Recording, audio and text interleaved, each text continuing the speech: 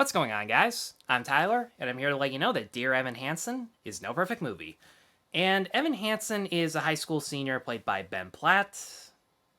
Make up your mind on that. Who is struggling with severe depression and anxiety, and through a series of circumstances is mistaken to be the only friend of a schoolmate named Connor who recently took his own life. And not wanting to disappoint Connor's family, played by Amy Adams, Danny Pino, and Kaitlyn Dever, with the cold truth, he decides to go along with their assumptions and inadvertently inspires countless people at school to become more vocal in their support for mental health awareness and for Connor, even though nobody at school truly knew him all that well as a person either.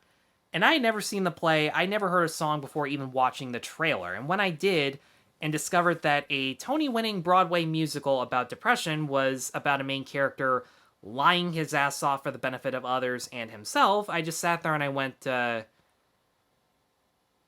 wow, this is a ballsy premise, that's for sure. And needless to say, it prepared me for what I thought was going to be a darker, more uncompromising musical that still had an optimistic message about how reaching out to people with your deepest, darkest emotions, as difficult as it may be, is the only step to move forward and benefit yourself and the other people around you. And, I'm not gonna lie, this was an entertaining movie, but at the same time, it's nowhere near as smart as it thinks it is, and ironically isn't really all that depressing to watch, if I'm being honest. But I always start off with what I like about the movie. And if anyone's wondering what I think about 27-year-old Ben Platt playing a character that he performed 8 times a week for years, can practically do it in his sleep, and is constantly playing high school and college-age characters throughout the majority of his career, what everyone's calling a distracting casting choice, honestly, I didn't even notice that he was a grown man. Because as the director has pointed out, fucking every teenager in the movie is in their mid to late 20s. I get that they look younger than Ben Platt because his head and face does look more mature than the rest of his body, let alone everybody else. And during the third act especially, his expressions become a lot more awkward and over the top than they should be, but at the same time, I think that he did a great job. He had an extremely difficult task of getting you to sympathize with a character who is objectively a bad person. He spends the majority of the film lying his ass off, and the therapeutic stuff that he tries to do at the beginning of the movie, he doesn't apply himself. But we can also see through his anxious, withdrawn facial expressions and jittery body language that human interaction generally strikes a bad chord with him out of fear that he'll either disappoint others or he'll be disappointed himself. And that fear is what ultimately makes him feel obligated to say what this family wants to hear from him. And when he's conjuring up all these memories, it's as crystal clear that he's doing it just because he wants to make them happy. And the memories that he comes up with are so optimistic, uplifting, and heartwarming that you smile either way because you wish that they genuinely did happen. But they didn't. And sometimes when he does make up these memories, it is for the sake of gaining attention and recognition that he's never received before and believes that he's entitled to. It's a huge character flaw, and I do admire the writers of this movie for taking a huge chance getting you to ask sympathy from characters who do so many desperate things just for the sake of comfort. Amy Adams as the mother especially is going to test a lot of audience members' patience because honestly, she is such a desperate, demanding character in an extreme case of denial. And honestly, if it weren't for the casting choice of Amy Adams, I probably would have hated this character. It's grating as hell to listen to her fill in other people's conversations just so she can hear what she wants to hear. Sometimes it's frustrating because it's extremely plot convenient. Every time Evan tries to come up with a lie during the first 20 minutes about Connor, she fills in the gaps and literally gives him details on a silver platter for him to go along with. And it was fucking stupid. You guys want a Tony Award for writing this, and when you adapt it, this is literally all you have to offer. This is literally from the guy who wrote the book of the play, so it's not like you can say that they deviated or anything.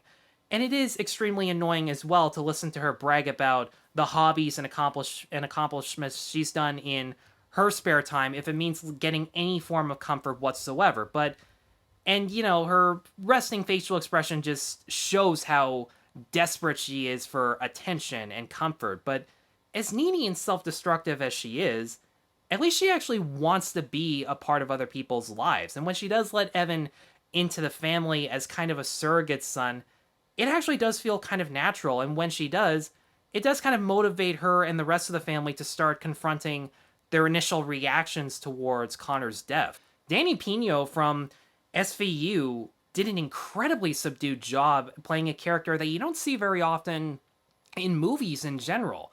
The character was rewritten from Connor's father to his stepfather, and I think it gave his character a lot more intensity, because when we think of stepfathers in general, there's a lot of initial hostility that's echoed from real life into fiction, but as rare as it is, there are step relationships born out of genuine love and concern, and Pino, through his much more restrained reactions, because he's trying to hold it in as much as he can compared to the rest of the family, he did a great job of making it clear just how tragic it is that he couldn't be a much better example than Connor's previous father.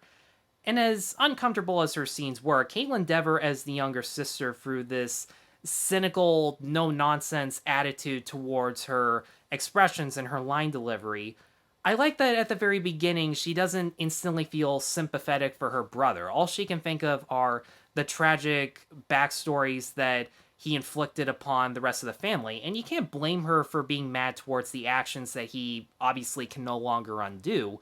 But her arc was all about letting go of the bad memories that are holding her back in life and trying to move forward with the great things that she has in the present day. And her portrayal of the forgiving nature of her arc made her scenes really good to watch. And as for the musical numbers, for the most part, I did have a good time. I can't really say they were that great of musical numbers for movies. I'm assuming that in the play, it was a lot of actors standing and walking around in a mundane environment as they're singing, since the movie is the actors walking and standing around in a mundane environment as they're singing. The only real difference is sometimes it's interspliced with montages of the real and fake memories they're thinking about as they're singing, but that's really about it. It feels more stagey than it does cinematic. The only exception was this fantastic song called Sincerely Me, from the perspective of Connor and Evan as Evan's coming up with hypothetical memories that, again, you really wish would happen. It's so uplifting because there's actual dance choreography, and Stephen Chbosky, the director, actually incorporates the choreography in longer takes that was so infectious and charming to watch, and it made up for the fact that in terms of the tone, it goes completely against the rest of the songs in the movie. But, at the same time, it's the music and lyrics from the original play and the actors' singing abilities that get you invested. And for the most part, it works. Ben Platt is still a great singer who hits the high notes at just the right amount without ever cracking, and his singing voice in general is just so infectious that within a split second, you're instantly hooked on him. And I was legitimately surprised that Amy Adams, Danny Pino, and Julianne Moore especially, she surprised me a lot with the one song that she had. I was amazed that they actually had singing abilities, and they only get like one or two songs, but they carry them decently well. But after about halfway through with the big ballad of the show, You'll Be Found, which after having listened to it, it makes sense that's why it's the signature song. The melancholic piano composition versus the uplifting lyrics of that and every other song beforehand, it was absolutely beautiful. I fucking loved it. But after that, every song sounded the exact same in composition and in the topics that they were discussing, and you can't help but point out that it doesn't really feel like they're singing individual songs. It feels like they're singing the script. But to the movie's defense, it is about people reaching out to others with their deepest, darkest emotions. So I can kind of give it a pass on that. So, as technically well done as the acting, music, and some of the direction is, I do like that Chbosky films a lot more of the intense conversations in these two shots where every character is in the frame at once. So whenever you get the action and reaction within a conversation, it can feel a little bit more impactful. As well done as that stuff is, I can't say that I really felt sad for them or even cried. I thought I was going to cry at multiple points but never did. And I think there were two reasons behind that.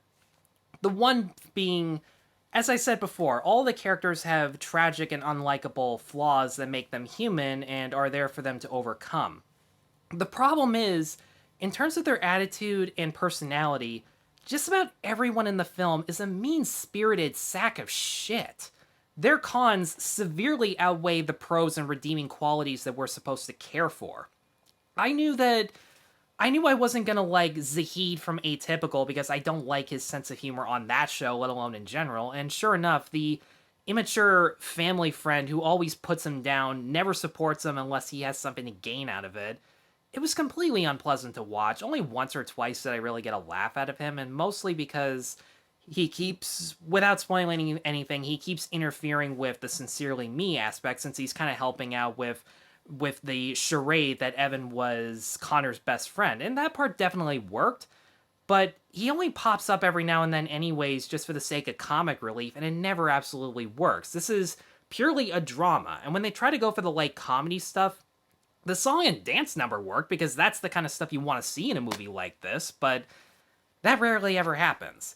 I did, however, think that I was supposed to like Julianne Moore as the single mom, seeing as how she's the one character in this movie who's brave enough to call Evan out for not applying himself to his therapy exercises or applying social skills in daily life. She's absolutely right about that. Evan is pretty, I don't want to say cowardly, but he really doesn't put that much effort into it because he's so concerned about failing, which you can identify with. Nobody wants to fail in life, but that's the other reason to keep moving forward. If you don't apply yourself to this therapy, you're never going to succeed.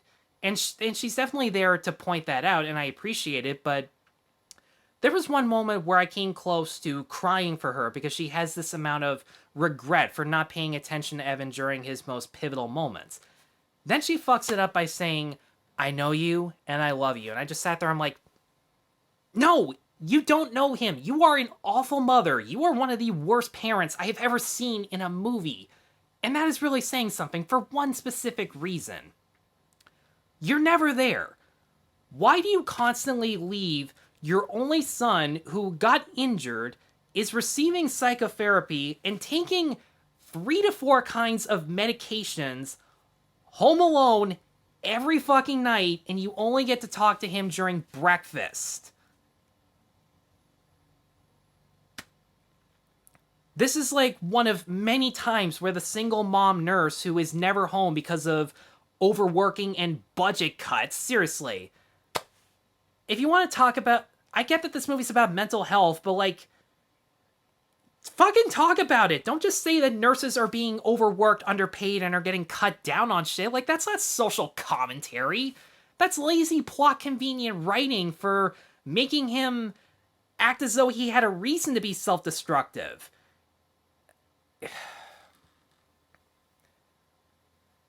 Fuck. Seriously, there are natural ways of making a single parent be absent. This is not one of them. This was one of the most forceful examples I've seen in a fucking long time. And when it comes down to the message of mental health awareness, the movie does make it abundantly clear how severe mental illness is and how important it is to reach out for help or in order to help. And it's a well-intended message and a great message nonetheless. I think, given the past year and a half that we've had, we could all use comforting words of wisdom within that theme. But because we really don't know anything about the characters other than the tragedies that they've experienced, we can't feel sad for them. We can't understand why mental health awareness means so much to them in the first place.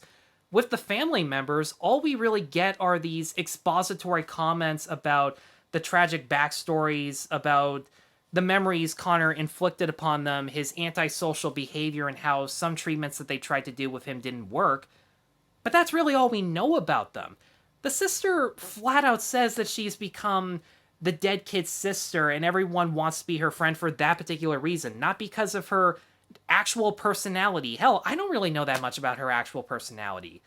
I know she wants to be a musician, kind of like Connor did, and you see a jazz practice don't forget note on her locker, but did she play an instrument? Did she actually, like, say, I have a song and then sung it out to Evan? No, that stuff never happened.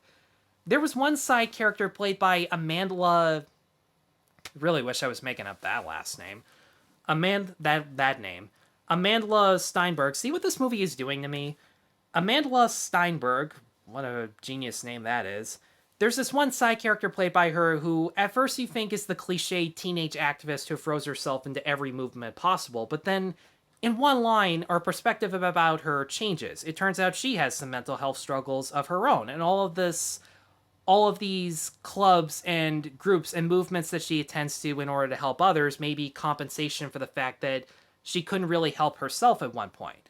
And that was definitely a nice twist, and it made me appreciate her the most. She was definitely the most sympathetic character. But I just don't know what it is in life that depresses her. I don't know how long she went without receiving help, whether she was the one who reached out or her parents discovered that about her and sent her to a facility. How long did she see a therapist for? Is she still seeing one? Because this movie is 2 hours and 15 minutes. Not one therapist shows up at all. You don't see Evan going to therapy. You don't see a therapist at the memorial or at these other groups that are created in Connor's memory. And it was just so fucking insulting. Like, all you had to do was put a 5-minute scene in there. It was fucking ridiculous. Meanwhile, we get a lot more montages of how people are reaching out through social media saying, I support Connor, I support Evan, it's not too late, call if you need help. And look, that stuff is definitely beneficial, and I like that there's a movie that shows the upside of how social media can help others as opposed to putting them down, but let's be really honest about here. Social media puts people down a hell of a lot more than it puts people up, and the movie acknowledges that for not even 5 minutes when the activist character, for whatever reason, posts a message with choice words that receives a lot of backlash, and she starts crying and she feels utterly shocked and horrified, and I just looked at her and I went, you're an activist. You would shame people for their haircut, let alone statements they made online. Why are you surprised by any of this? Even with Evan, other than the tragic backstory surrounding single parenthood, which, don't get me wrong, can definitely be triggering among some people, all I know was that he worked at a park or something before his accident. Like, was he into animals? Did he like plants or gardening? Like, what were his hobbies? What were his interests? There was a lot more to people with mental illness than the ailments that we remember them for. Because for whatever reason, we never look into their positive traits and remember them for that. Which is important. That's part of what helps us move forward. That's what makes us stand out and be unique. People don't find me interesting because I'm autistic. They find me interesting because I use what autism has given me to my advantage and to other people's advantage. People find me interesting because of how detailed and thorough I am in my love for movies and for other topics. For the fact that I try to be as non-judgmental towards people even when I can't fucking stand them as possible. And the fact that I make people smile and laugh at work with my dry sense of humor. What do we know about any of these people? It's extremely hit and miss, and when it misses, in case it wasn't clear, it absolutely fucking fails. But, not gonna lie, I didn't get nothing out of this movie. Ben Platt absolutely is Evan Hansen, and he proves that regardless of how old he is through his acting and singing. The song numbers, for the most part, are well done, with the uplifting lyrics, the beautifully bittersweet music, and their important themes. And the sidecast is a talented sidecast, and they do the most they can with the material. It's just another adaptation where they had no idea what to include or what to cut out. And the results make it feel a lot more... It has a simultaneously weird feeling of being rushed, but too drawn out at the exact same time. So, for that reason, even though I sound very angry about this, I enjoyed Dear Evan Hansen for the most part, and I'm going to give it a 3 out of 5. Guys, thanks as always for watching. Sorry about how long this video was. I wasn't planning on that. If you have seen Dear Evan Hansen and you feel differently, let me know in the comments below. I'm very interested to hear what you feel about it. if you've gone through some of the same stuff that the characters have in this movie, not just over the past year and a half, but in general, let me know how it is that you've dealt with it. I'm very curious to hear how it is. Be sure to let me know in the comments below. Be sure to stay tuned for more reviews. And be sure to like and subscribe. Take care.